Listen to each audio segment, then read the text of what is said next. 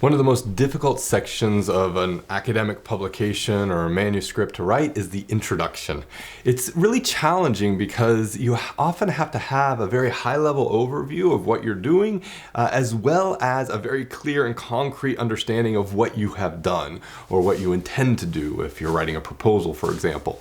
I'll get into proposals in a separate video, but right now I'm just focusing on if you've done research, if you're writing a thesis or you're writing an academic publication, how to set up that introduction section, how to really get the reader focused and attentive on the work that you're doing and justify why you've done it, explain how you've kind of conducted it, and then what specifically have you done. So I think about the first part of that introduction as being the most critical to getting your reader's attention and to establishing some commonalities with your reader. And that's a pretty important part of it, is because when you're reading a manuscript, when you're reading a piece of work, that first paragraph really is what a reader will use to decide whether or not the rest of it's worth reading at all. If they read that first paragraph and they're like, not relevant to my field, boom, they're not going to read it, they're not going to cite it, they're not going to care about it. So if you're really writing to get your research understood, you're really writing to try to get your research out there so people can build off of it, you need to get your reader's attention, not by being kind of flashy or flourishing, but really focused on why your research is relevant. So that gives that common ground. So the reader's going, oh yes, this research is relevant. I see why this research is relevant because the writer has told me this is relevant because of this reason or that reason. Now, I think about relevance in a couple of different ways. First, probably the most common for an academic publication, is to explain why your research, the work that you've done here, is relevant from a scientific perspective. So in order to do that, you need to show that there's a scientific tradition that you're drawing upon.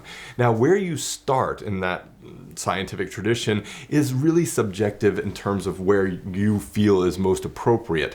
What I would caution you against is starting so abstract or so broad that the reader's kind of sitting there going, yeah, duh. Of course we know that. So if you're talking about sociology or social science, you don't want to go all the way back to the ancient Greeks unless you're going to really draw on something the ancient Greeks have said, unless you're really going to focus in on that. Start at a point that is kind of one level or two levels removed from your specific topic. Start at a point that you think your reader will have some common ground, that they understand, oh yes, I'm familiar with this literature, I'm familiar with this research, so then I can go in and really start to understand your article.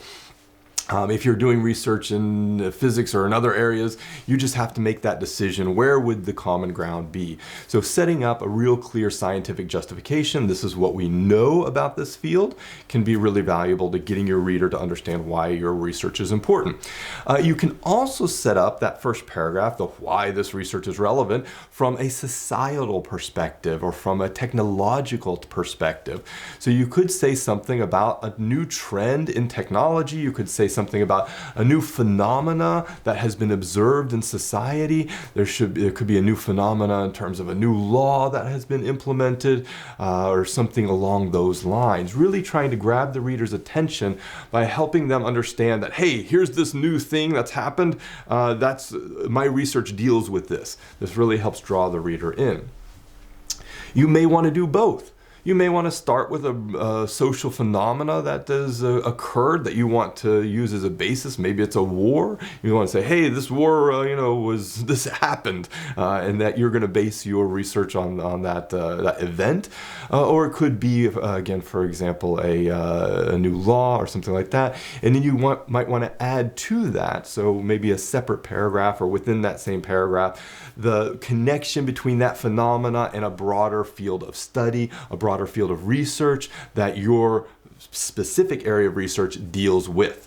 Again, kind of maybe one, two, or maximum, I guess, 3 steps removed. When I think of those steps removed, I really just think about what's my core topic, what's my thesis, what's my aim of my thesis, and then moving back from that, okay, what's one higher level, one more abstract level away from my thesis, maybe one theory that my thesis deals with, one model, one topic of investigation that my thesis deals with, that would be a little bit more broad, a little bit broader than my specific topic.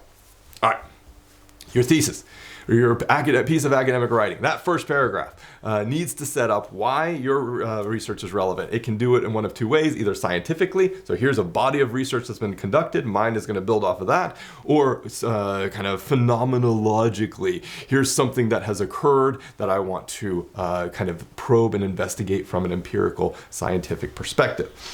I would set that first section up like really as one or two paragraphs. One paragraph is often enough, and especially if you're writing a shorter manuscript, if it's like 10 pages or I don't know, 4,000 or 5,000 words, you need really tight language, and you really need really tight paragraph structures.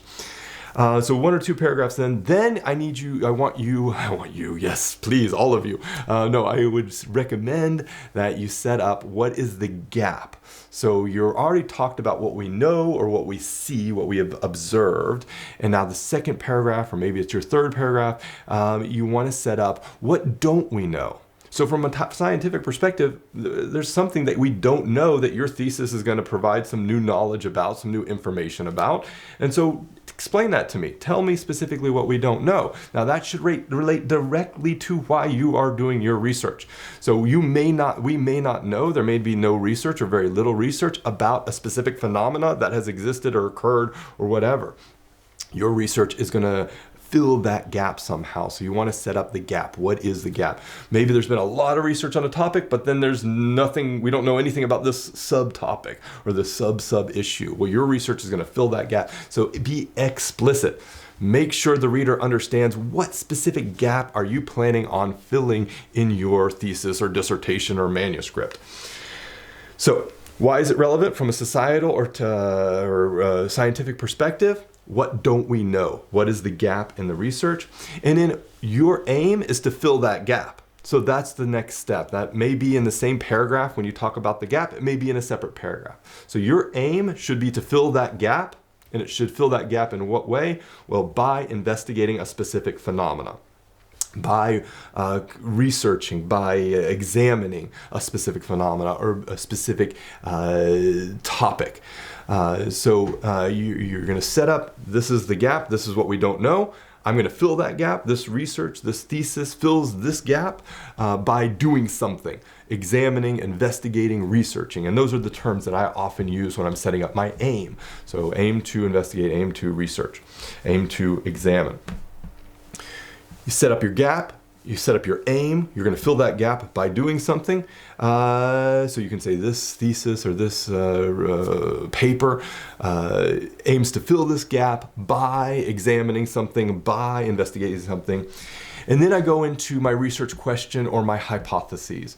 Now, if you're writing a shorter piece of shorter academic work, you really only want one research question.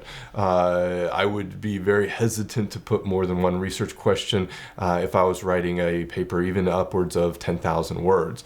Now, if it's a thesis or if it's a longer piece of work, you might want to have 2 or 3 research questions if you're doing more social research, social science research, or you might want to have a research question with a couple of sub-questions.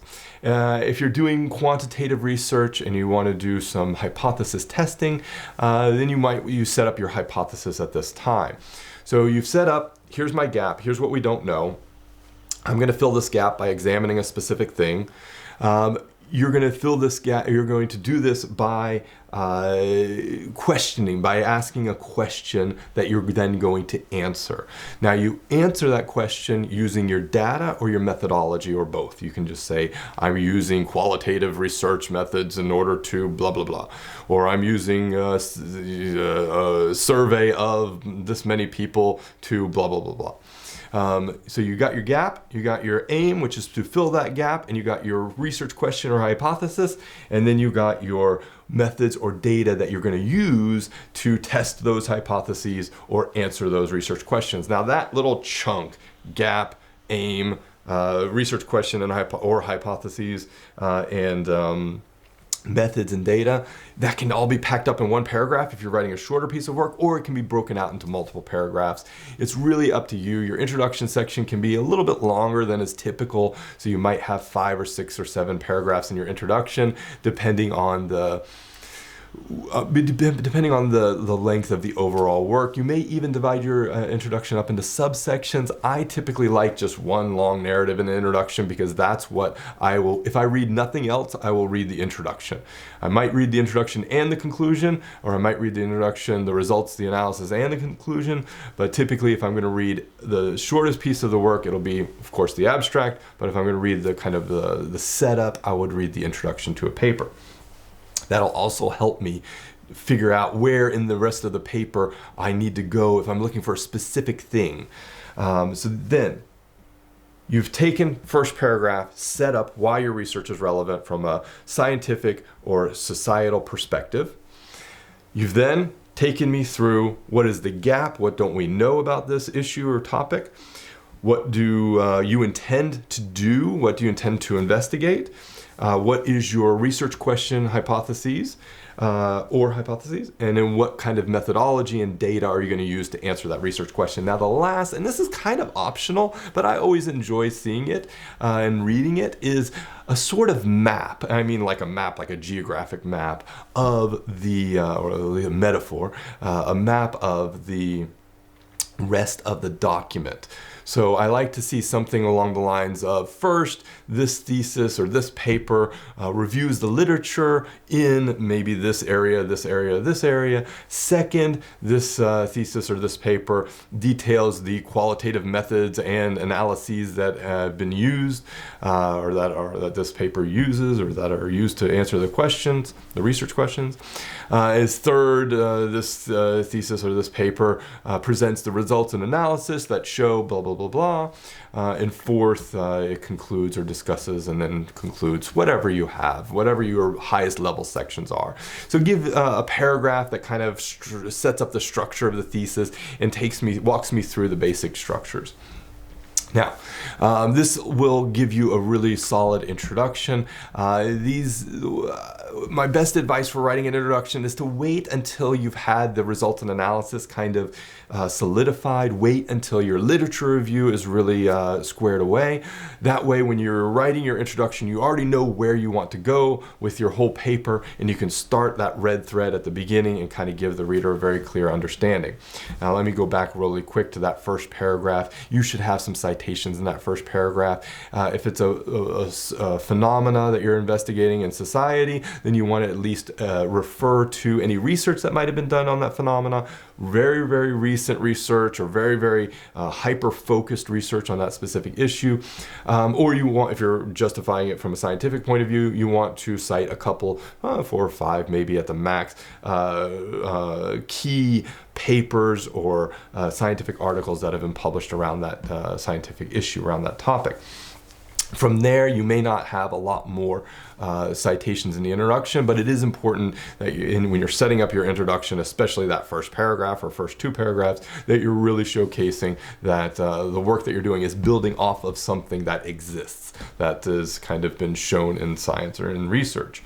The gap, you can also include some citations in there. So if you're setting up your gap, you might want to cite a piece of work or piece of paper or a report that has kind of investigated the closest topic to what you want to investigate or what you're trying to show. So that way you can say, hey, there's a gap in the research. This is kind of the closest thing we've got. My research is going to fill this gap by examining a specific topic, and then you go into the rest of the introduction.